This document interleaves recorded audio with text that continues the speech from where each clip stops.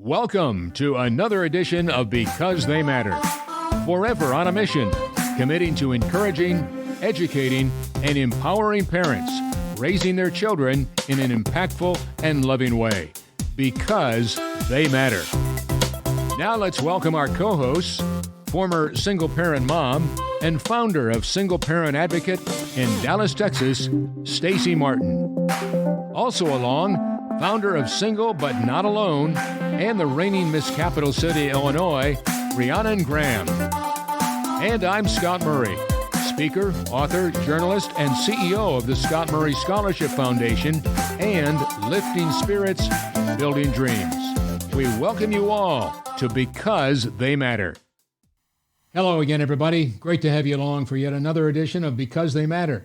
I'm Scott, along with Stacey and Rhiannon, and we are most excited to have you on board as we talk about single-parent families, single-parent moms and dads, boys and girls, and just the whole idea of a single parent and what they deal with, and single-parent children, and, you know, what they deal with as well. Oh, absolutely. And so what we have been doing the last couple of weeks is, first of all, talking to Rhiannon and her incredible young life involved with the Miss Illinois pageant and all those good things, and we'll talk a little more about that. But in the meantime, we've also heard from our boss here, the head honcho, huh? Oh. Stacey Martin, who is not only a single parent as a child, but was involved as an adult as a single parent. So she was single parent as a child, or single parent family, and now as an adult, and she created Single Parent Advocate. So that's it. But today I'm told that these two lovely young ladies are going to interview me. Yes, we are. Oh, gosh. So I'll just step aside and say, go for it. Well, we're excited to put you in the hot seat. That's right. Well, and I might, I'm one that talks a little about single-parent families, but also as someone with a child psychology degree, my I guess, interest in this certainly is my love of wanting to be a pediatrician. We can get into that. But I didn't come from a single-parent family. So I tell a little about that side of it versus what it was like for these two young ladies to be in a single-parent family as a youngster growing up. Oh, absolutely. So go for it. Well, so, Scott, you've told us along the way a lot about yourself and your history and everything. But for the record, for people that really haven't heard your story, could you just really been bored to death yet?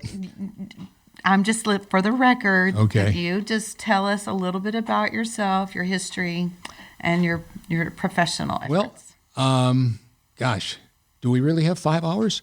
You're going to have to condense it. I mean, well, I tell you what, I grew up in, unlike both of you, who I know have great respect for, a mom or a dad and what it was like in a single parent family. I grew up with two of the greatest parents on the face of the earth. I was very lucky. My dad to this day is my role model, and my mom in a lot of ways was a role model to me as well. I just lost my best friend when I was 7 years old. We went trick-or-treating on the 31st of October and came back home, and my mother had 2 Maxwell House coffee jars wrapped with the words UNICEF. And we both Benji and I looked at that, and I said, do you know what that is? He said, no. What's UNICEF stand for? So my mom and my dad explained to us that was UNICEF, that we had just gone out and gotten all this candy, and oh boy, that was so much fun on Halloween. But there were also boys and girls around the world in other countries and other parts of the world that didn't have anything, didn't have a place to sleep, didn't have food to eat, and just was kind of tough. And so we had the opportunity right there to go out and trick-or-treat for UNICEF. So that's when my parents introduced us to a word called philanthropy. And as I have created in one of my speeches, one of my keynotes is, live your life as a go-getter, but share your life as a go-giver.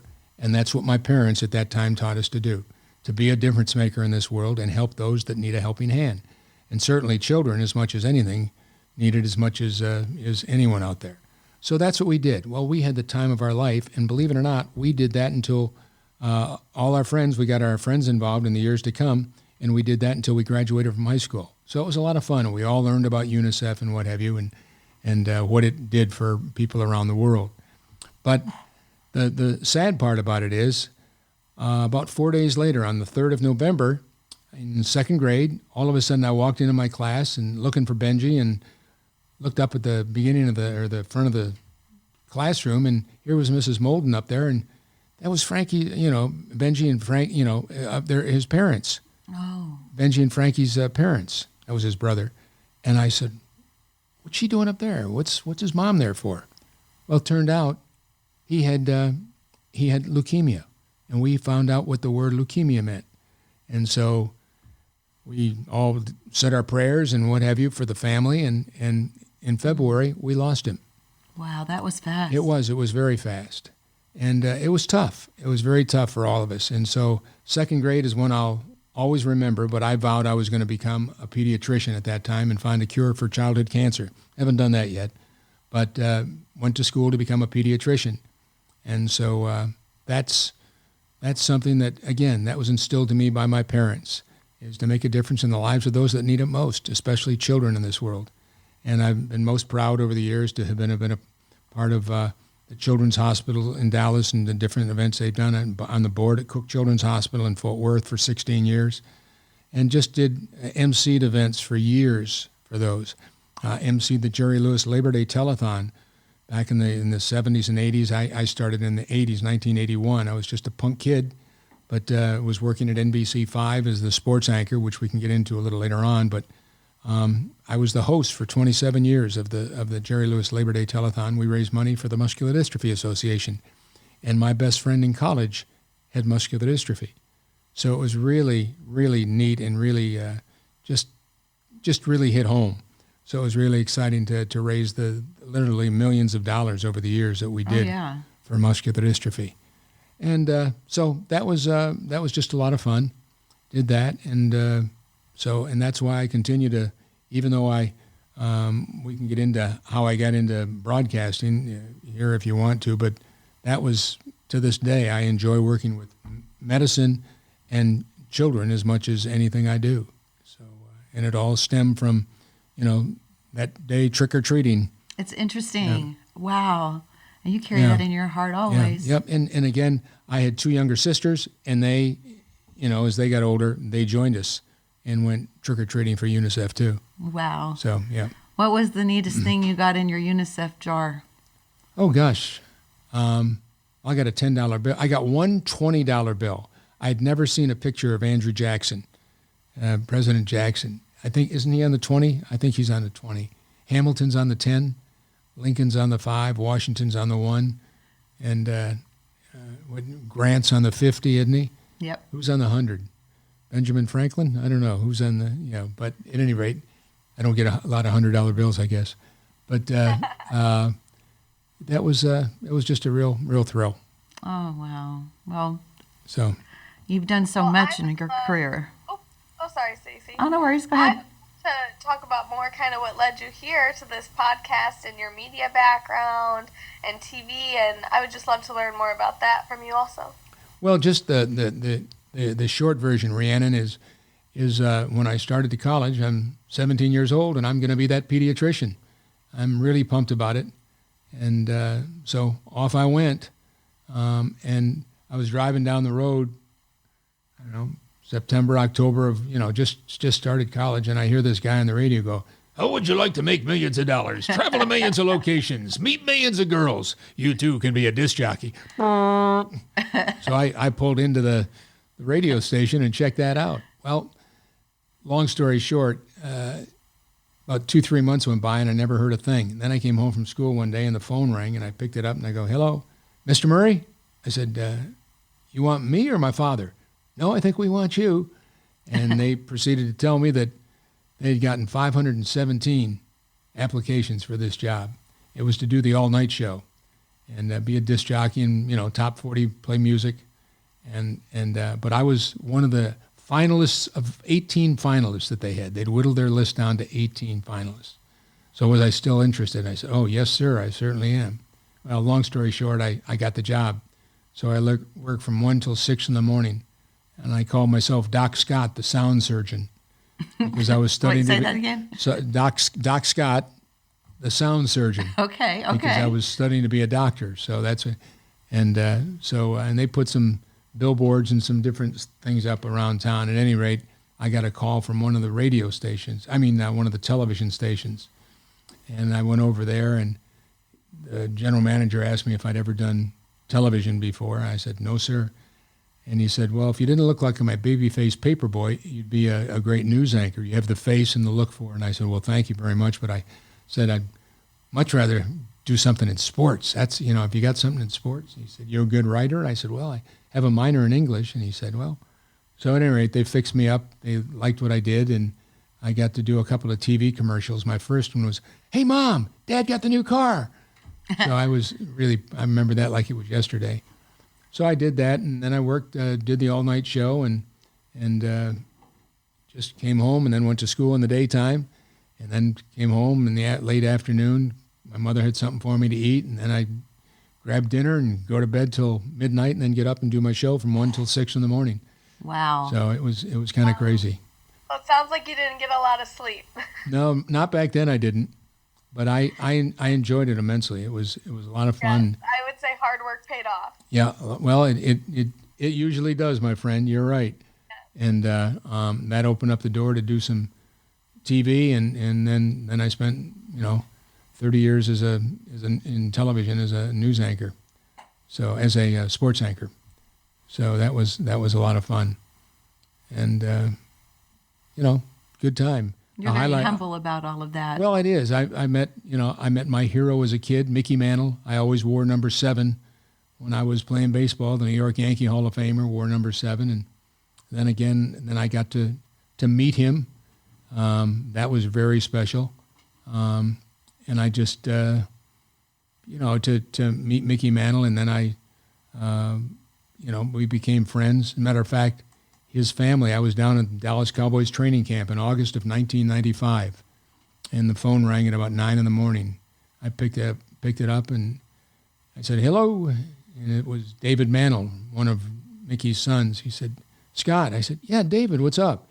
He said, got some bad news. He said, we lost Dad last night. And I said, oh, you're kidding. He said, yeah, we're not inviting the media to any of the funeral. Bob Costas is coming in, and Billy Crystal, and they're both going to talk, along with Bobby Richardson, former second baseman for the Yankees, he was a pastor and what have you. And he said, we'd like you to come to the funeral. We're not going to invite any media, except we'd love to have you there because you were very special to Dad and to the family.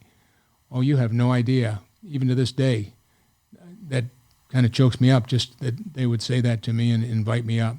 I sat between Joe Pepitone, the first baseman of the Yankees, and Reggie Jackson. Wow. A Hall of Famer. It was something. And but then I got to meet other, when I was a kid growing up, my mother was from Alabama, and she told me when we were at the cottage at the lake in summers that I had to read a book every summer. Even though I wasn't in school, I had to read 1 or 2 books. And my first one was in 6th grade, and I read the life story of Jesse Owens. Jesse Owens was the 4-time Olympic gold medalist in the 36 Olympics in Berlin, West Germany. And of course, at that time it was kind of tough because Hitler had just come into power, and we all know what happened in World War II, how that all came about, because he didn't like Jews, he didn't like blacks, he didn't like any minority. And so here was Jesse going to take part in the Olympics and became the first 4-time Olympic gold medalist in the history of the United States. And then because of who he was and the fact that he was black, Hitler wouldn't give him his medals. And picture an athlete today not getting his medals, for Pete's sake. Oh, it'd be front page news the next day, but not Jesse. He was so refined and so dignified and so respectful, never said a thing. 15 years went by, and he still hadn't gotten his medals. And the Harlem Globetrotters in 1951 were going back over there. And so they asked him to be a surprise guest. So they went back. This is after World War II, obviously. And Hitler's gone, but they're going to go back over there. And he got there. They introduced the Globetrotters, and everybody stood and applauded. And they said, Globetrotters have brought a special surprise guest. Many of you might remember him from 15 years ago. Ladies and gentlemen, please welcome four-time Olympic gold medalist Jesse Owens. Well, the crowd stood for 15 minutes as he went all the way around the stadium of 80,000 people. And then at the end, after the Trotters had played their game, Konrad Adenauer, who was the Chancellor of Germany at the time, stood up and said, 15 years ago, Mr. Owens, dictator of this company, did not extend a hand of congratulations to you. On behalf of the entire country of Germany, the 80,000 people assembled here at the stadium, and all of us up here on the stage, I extend to you 2 hands of congratulations to a true champion. Oh, wow. And the crowd stood for another 5-10 minutes. So my mother, being from Alabama, had given me this book. I just thought Jesse Owens was wow. I thought I'd never meet him, but I became a sportscaster, and here I was, late 70s in college, and then in emceeing some events and everything, and I found out there was a guy that was coming to do a commencement exercise, and they asked me to MC this thing. And I said, because I was working part-time in both radio and doing the TV commercials and stuff, and they said, Scott, would you like to do that? I said, I'd love to. I said, who's the keynote speaker? And they said, Jesse Owens. I said, oh, you're kidding. Well, I was like a kid in a candy store. So I called my parents and told my mom, and she said, oh, you're kidding. I said, yeah. And so I got there and met him, and gosh, he couldn't have been nicer. Just incredible man. And so he said, we'll be in touch. And I said, okay. Well, he took my address and he sent me a couple of notes the next year. Well, then that was it. And the following year, I was asked to go to another university and be the MC. And I asked, I didn't ask him who the keynote speaker was. So I got there that afternoon, and all of a sudden I'm walking across the parking lot, and I hear this guy over there go, hey, Scott. And I look like this, my eyes squinting in the sunlight. I'm trying to see who it was late in the day. And I couldn't see, and I got a little closer, and I said, oh, my gosh, Mr. Owens, how are you? He says, no, Scott, it's Jesse. We're friends. Remember, we met last year. I said, oh, my gosh, this is Jesse Owens, for Pete's sake. So I went over, and we gave each other a handshake and a hug, and we went in, and he did his thing. And he said, no, we've got to keep in touch. And I said, yes, sir. So we kept in touch, and then a couple years later, he passed away. And just as I was becoming a sportscaster, and I got a note from his wife thanking me for being such a wonderful friend to him in his later years, in his later life. And she hoped that I knew how much my friendship meant to Jesse. Oh, wow. And I still have that letter. It's just, I mean, that was unreal. So I met my boyhood hero, Mickey Mantle. I met Jesse Owens, the first book that my mother gave me to read. I mean, so my job as a sports anchor, I went to, my first Olympics was Miracle on Ice, 1980. And I'm just a punk kid. And here I am at Miracle on Ice. And the movie that was made from that, when the American hockey team beat the Russians 4-3 to win the gold medal. And Mike Eruzione and that whole bunch, just very special. So those are some of the things. And then, of course, the Scott's Kids program I did for Big Brothers Big Sisters. It was very special on NBC5 when I became a sports anchor and came here, and that was very special. I remember, I'll tell you a great story about that. I was emceeing an event for SMU at the Anatole, and we were just talking about who was going to be, it was Terry Bradshaw was going to be the guest. So Terry and I were up there and on the stage, and at the end of the program, we started to walk off. There's 750 people. We waved goodbye and started off the stage, and this woman called to me and she said, Mr. Murray. And I looked down, and Terry says, I think she wants you. And Terry, lived here, and he was a good guy, won 4, gold medals or 4 Super Bowl rings in the 70s, and just a really good guy. And so he said, yeah, Scott, I'll meet you over here. So I walked down there, and this woman came up to me and just kind of embraced me and shook my hand. I just wanted to give you a hug and say thank you. And I'm going, who is this woman? What is this? She shook my hand, and she said, I was one of your Scott's Kids. Well, Scott's Kids was a program that I did for about 10 or 12 years, every Tuesday night at 10 o'clock. And it was to talk about a child like a single parent, for single parent families, and that's probably when I was first introduced to it, for big brothers, big sisters, and her mother was a chef, and her father, the night that we talked and went over and did the story, was about to be sent to prison for life, and for whatever he had done, and so we went out and I hooked her up with a chef, and we talked about being a chef and what she could do when she grew up. But she said, well, I don't have a lot of confidence, and I don't have a lot about how I can do. And I said, you always have to have confidence. She kind of, like you had mentioned earlier, I don't know if it was in this program, another program, Leanna, and you talked about being bullied and things like that. And she said she got bullied and picked on by the other girls and some of the boys, and she just didn't have a lot of confidence. I said, that's all right. You can do whatever you want. Every day you get up in the mirror, or get up in the morning, you look in the mirror in the bathroom and give that person a thumbs up and let yourself know that that's the most important person on the planet. They can do anything they want. They're the ones going to make all the decisions and just move forward in that positive, productive way every day, because that's the person that, as my father used to tell me, can do anything because you can. Because you can. Remember that, because you can. And anytime you have any doubt, just think to yourself, it's all right, I can get this done because I can, because you can. And that's what my father used to tell me when he'd throw me the baseball and I'd drop it, or he'd toss me a football and I'd fumble it and I'd pick it up and I'd go, oh. He said, it's all right, come on, toss it back. You can get it because you can. And so she said, I remembered that. Well, all of a sudden, all these people around us, there must have been 25, 30 people all of a sudden started listening to her. And she all of a sudden got teary-eyed, and so did I.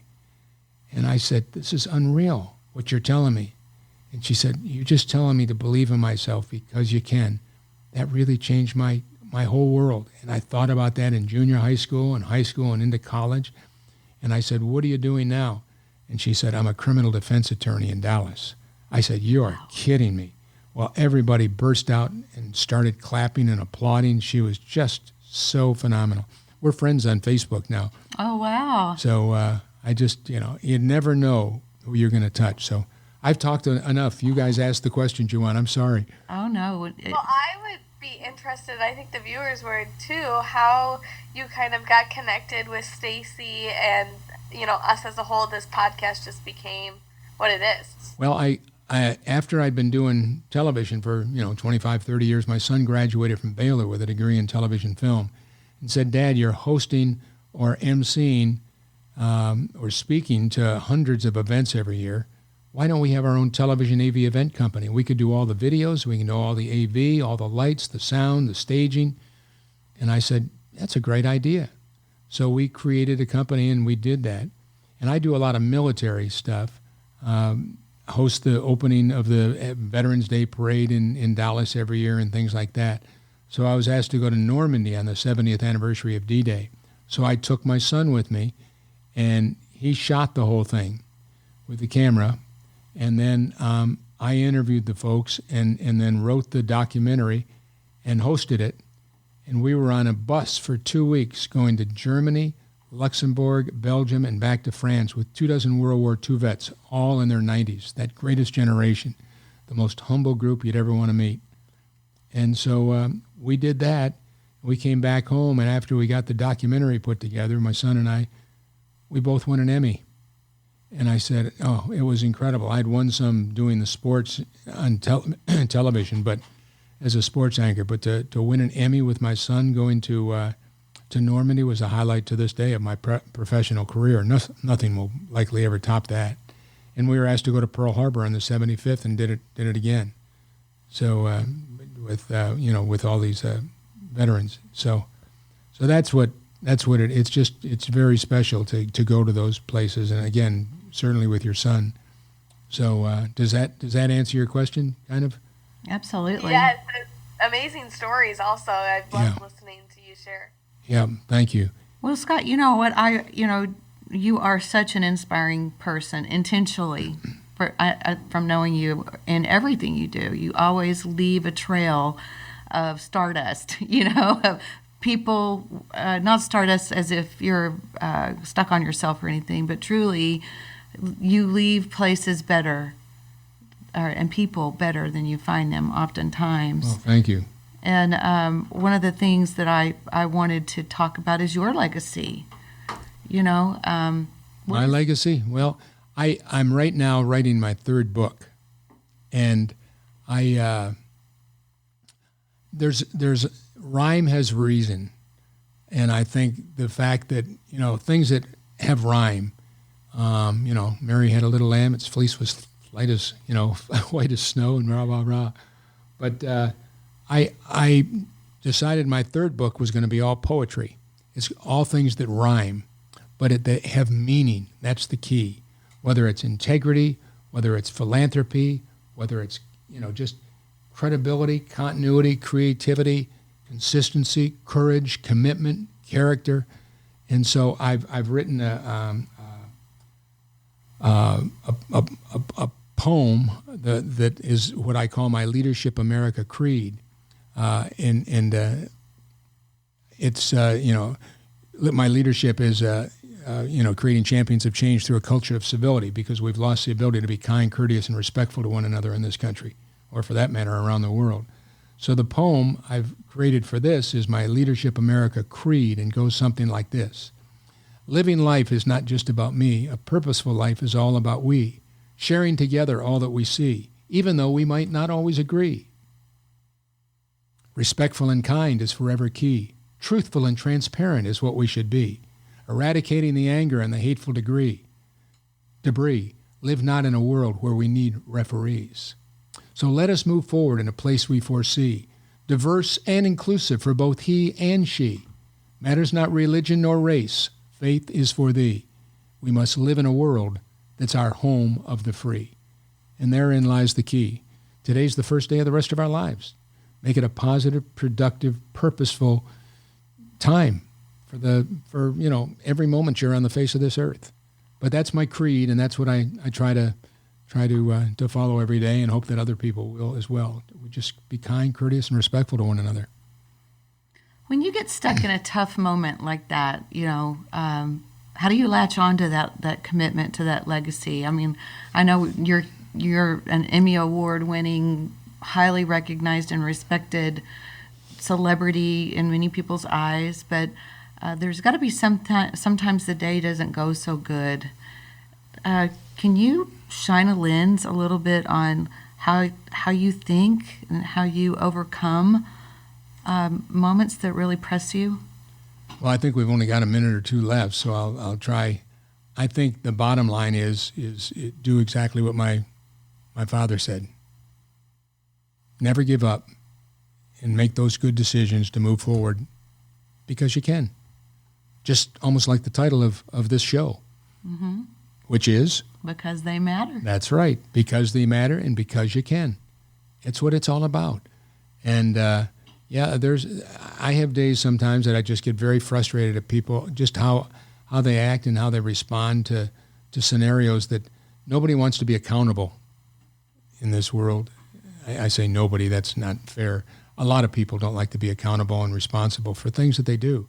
It's always somebody else's fault. It's always, it's almost like I said in the poem I just recited that I created. It just matters not who you are. Just move forward in a positive, productive way. And make a difference in the lives of those that need it most. And it's not just how we say, it's not just what we say, but how we say it. Right. It's like another poem about children that I often close my keynote with when I'm speaking to organizations that deal with children or young people.